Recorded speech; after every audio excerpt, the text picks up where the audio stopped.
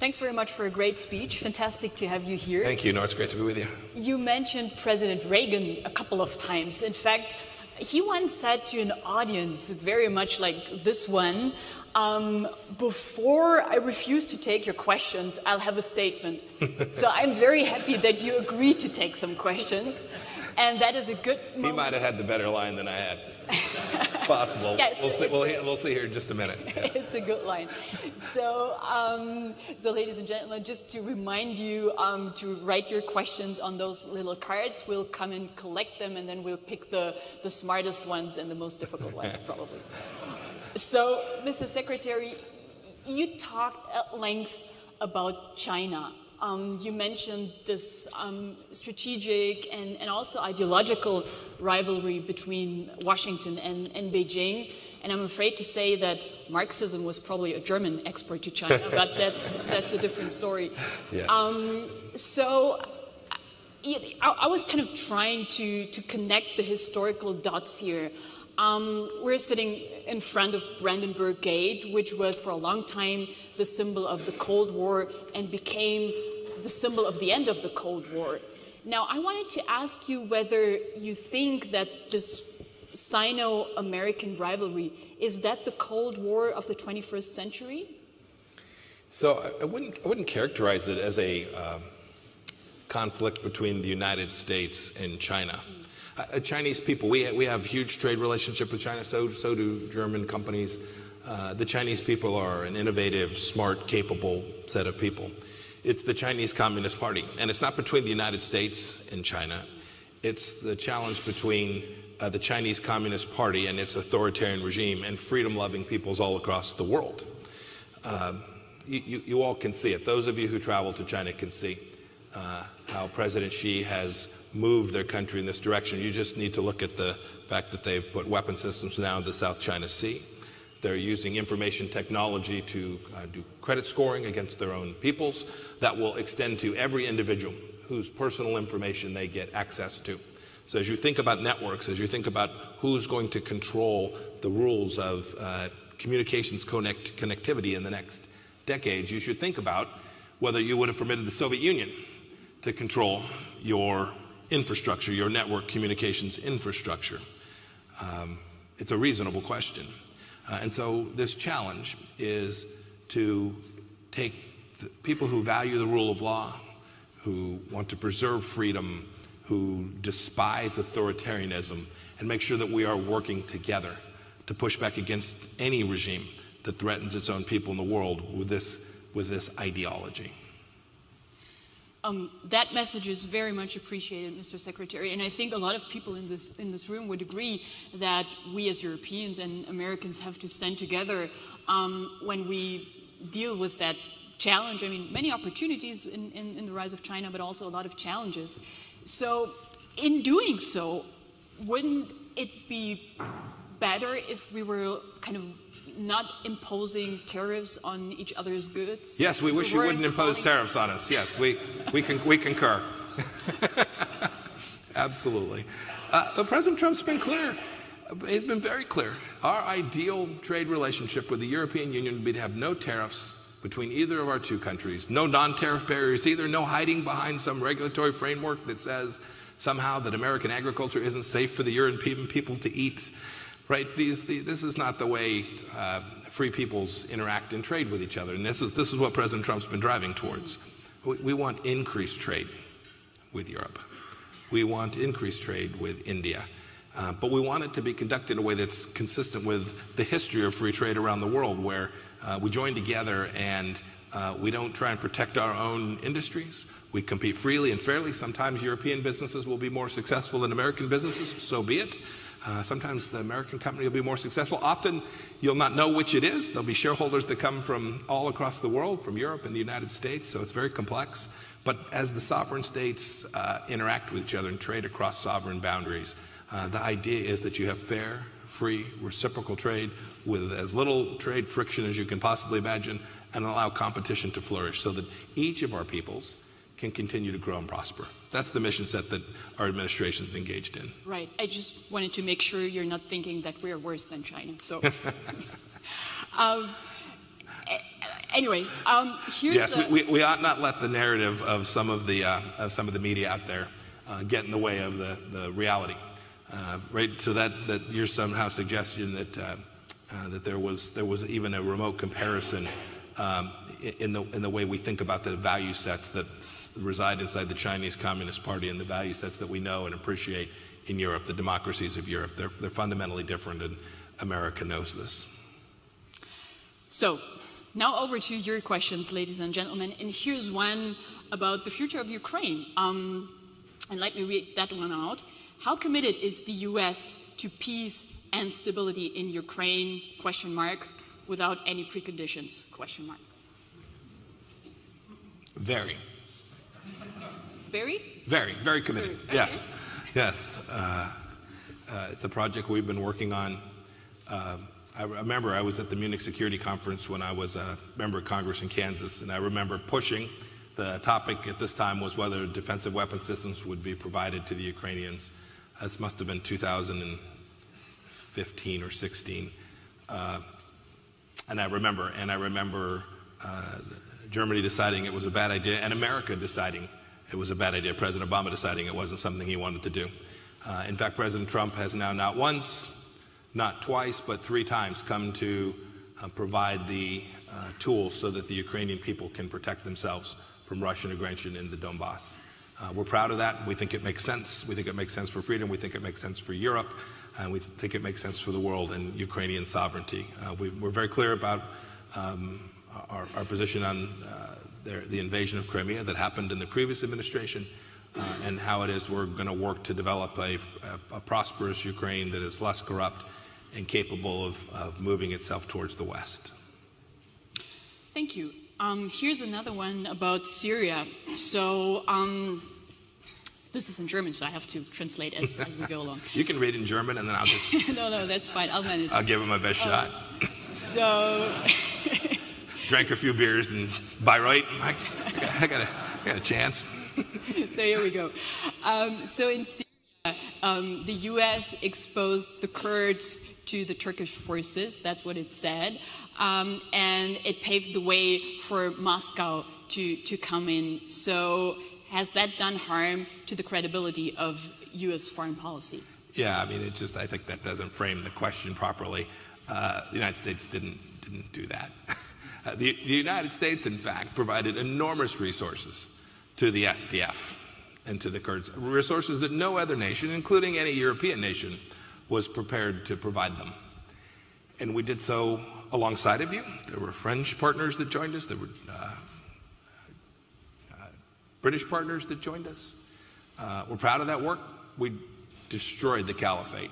When President Trump came into office, they owned real estate that amounted to the size, doesn't mean as much, I should have picked a German state, but the size of Ohio. They owned it, they controlled it, they raised taxes, they governed, they had schools and hospitals and medical facilities. This is the terrorists that were beheading people simultaneously. When we came to office, that was the condition in the eastern part of Syria, northeastern part of Syria, that has a Kurdish majority. This administration provided the resources to Kurds so that would not occur. We're very proud of that, and we're continuing to provide them support. We're doing it because we have a vested interest. We think Europe has an interest in this as well. There are hundreds and hundreds of foreign terrorist fighters. They're going to have to go somewhere. We need each nation to thoughtfully consider whether it's appropriate for them to come back so that they can prosecute them there, so that they don't roam free, that our kids and grandkids don't have to fight them again. And the United States is committed. Wherever we find radical Islamic terrorism, we'll continue to stay at it. And you've seen President Trump's actions in the last few weeks. We're going to take the appropriate response so that the ISIS fighters can't get a hold of the oil fields there. But just as I spoke to in my speech, we need friends around the world who care about freedom and who want to help us fight terror around the world. We need them to join us. These can't be American propositions alone. They need to be done by all of us who care so much. Europe has the real risk that if we don't get this right, that there'll be enormous migration from this region into Europe. We want, and I think European countries want them to be able to live in their own country. They want to live in their own country, and we need to do the things we can do to take down this terrorist threat so that we can get a political resolution inside of Syria, and so that the people, now some 6 million who have been displaced, can return to their homes. Right, but let me press you a bit more on that Syria issue still, Mr. Secretary. After that withdrawal happened, I had a chance. But that's the wrong verb. Okay, and it's important. It's important. That pullback. No, it's not. It's again. We are performing the mission set. President Erdogan made a decision to conduct an incursion into Turkey. We opposed that. So did the German government. So did the French government. President Erdogan made that decision. We have made the strategic decision that we're going to continue the counter-ISIS campaign there. Right. That's what's happening in Syria today. We're there. Young men and women that work for the American Department of Defense are putting their lives at risk there today. Young officers that work for me in the United States Department of State are on the ground in Syria today. We need you all to join us. If you care, if it matters so much as the question suggests, and I would concur that the questioner's predicate suggests it is important, and I agree, we need each country to go to their people and make the case why this is an important challenge, worthy of undertaking, worthy of putting people's lives at risk, our own citizens' lives at risk. Right. No, that message is understood. But still, when that Syria thing occurred, I had the chance to travel to the region, in fact, and I talked to a number of people and some of them U.S. allies, and they were kind of concerned, and they told me, Nora, we start to think that Russia is maybe the more reliable ally in the region than is the U.S. Is that something that concerns you, or are they completely... Yes, it does concern me. When people are irrational, it always concerns me. Yeah. To think of Russia as a worthy partner, engaged in the same undertaking that we all are, taking down the threat of terrorism around the world, or promoting freedom and prosperity and the economic well-being of citizens around the world, to think that Russia would remotely be a partner anything like the United States or anything like a European country is irrational. And so, yes, I'm concerned when people are irrational. It always bothers me. Okay. So here's another question from the audience. It's about Hong Kong, in fact. And I'll read it out. You said freedom will prevail. What is your advice to Hong Kong demonstrators right now? Settle for what they have achieved peacefully, or continue to struggle? This will be up to the human spirit, the people of Hong Kong. We've made very clear to the leadership in China that it's our expectation that the Chinese government will honor their commitment. They made a promise to the people in the region that they would adhere to a fundamental system that allowed a difference. There'd be one country and two systems. We've asked the Chinese government to maintain the promise that they made to their own people. And as for the people of Hong Kong, they'll make their own decision. They'll find their own path forward. We've suggested to all the parties in the region that violence is a bad idea. But the struggle for freedom continues. We see it not just in Hong Kong. We see it in the streets of Beirut. We see it in the streets of Baghdad, where peoples are rising up against the Islamic Republic of Iran. They want to be Iraqi. They want to be Lebanese, not Hezbollah.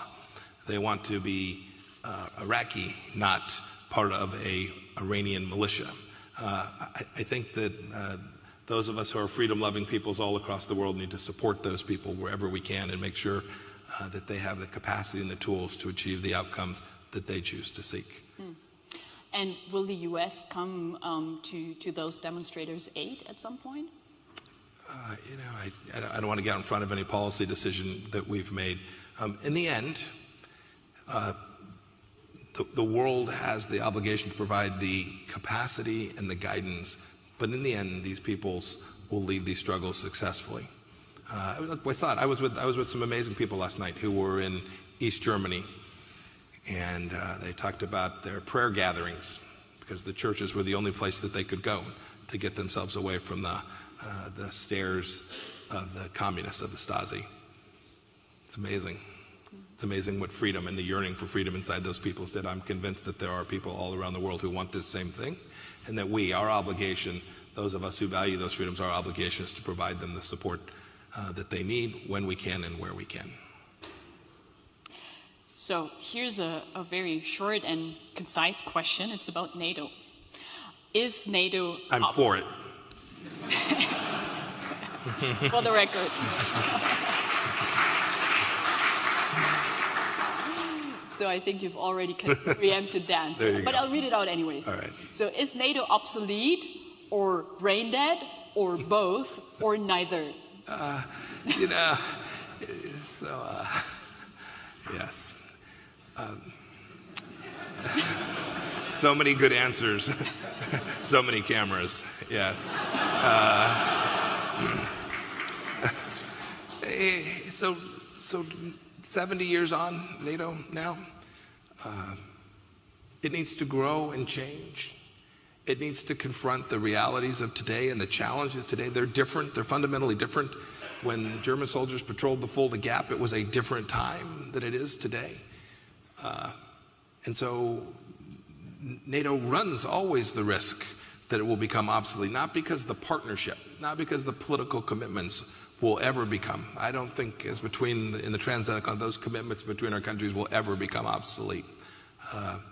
But it does run that risk if it doesn't do the things it needs to do to confront the challenges of today in a way that is effective. If nations believe that they can get the security benefit without providing NATO the resources that it needs, if they don't live up to their commitments, there's a risk that NATO could become ineffective or obsolete. So we need to be mindful. It's what I spoke about today. These things, we can never take these things for granted. We can never assume that because there's this infrastructure, this beautiful building that sits in Brussels, and that it will exist, and that it will, of its own force, just by the nature of it, will continue to be relevant and important and effective. We need to work and be thoughtful and challenge the underlying presumptions that we built upon and say, how do we ensure that this structure is appropriate 70 years on? If we do that, NATO and the political alliances that underlay it will continue to be incredibly valuable to each of our peoples. And 10 years from now, we'll be sitting here together celebrating NATO's 80th birthday. Yes, me and my wheelchair, it'll all be good. Mr. Secretary, I have one more question that I wanted to ask you. It's not about it's a little bit about foreign policy, actually. So you played basketball during high school, and I'm told you played forward. Power forward, yes. Yeah.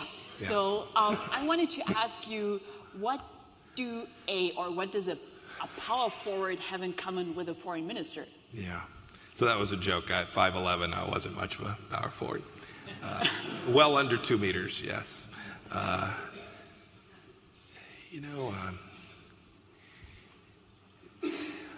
You learn a lot, I think, playing team sports in that way, because I think you come to appreciate that you can have a star, they can carry you a long ways. But if you don't figure out how to make 1 + 1 = 2.2 or 2.3, if you can't build a team that collectively can deliver, you'll only rise so far. I think the same thing sitting as America's foreign minister, as Secretary of State. I think the same thing. If the United States can do a lot, we're a very capable nation. We can achieve a lot of good things for our people. But we need partners and allies around the world to do this together. It's a competitive landscape, much like in basketball.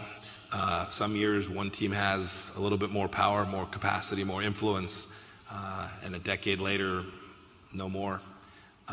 That doesn't happen by chance. It happens because good peoples gather together to go deliver a team's outcome, go deliver against a mission set. In basketball, it's simple: score more than the other team. In national security and foreign policy space, it's to make sure we understand why it is we're doing what we're doing, why it is our value set matters, and then communicate that. Every leader's obligation, it's easy to do, by the way, it's easy to ignore.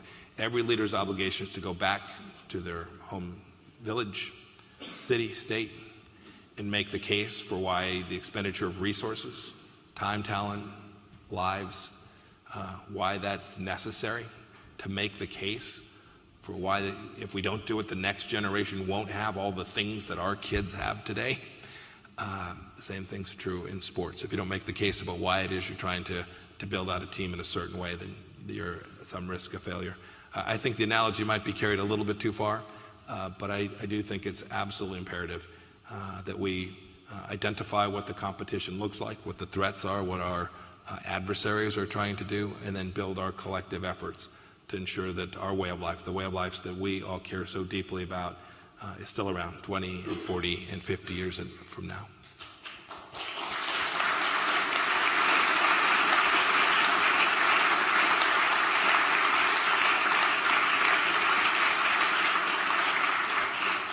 So it's really all about being a good team. On this note, Mr. Secretary, thank you very, very much. It's been an immense honor and a great pleasure to have you with us at the Kerber Foundation. Thank you very much. Thank you, everyone, for joining us, for actively listening, and for the great questions. And I can only say, let's keep talking to each other, with each other, rather than about one another. Thank you very much, Amen. Mr. Secretary. Thank you all so much.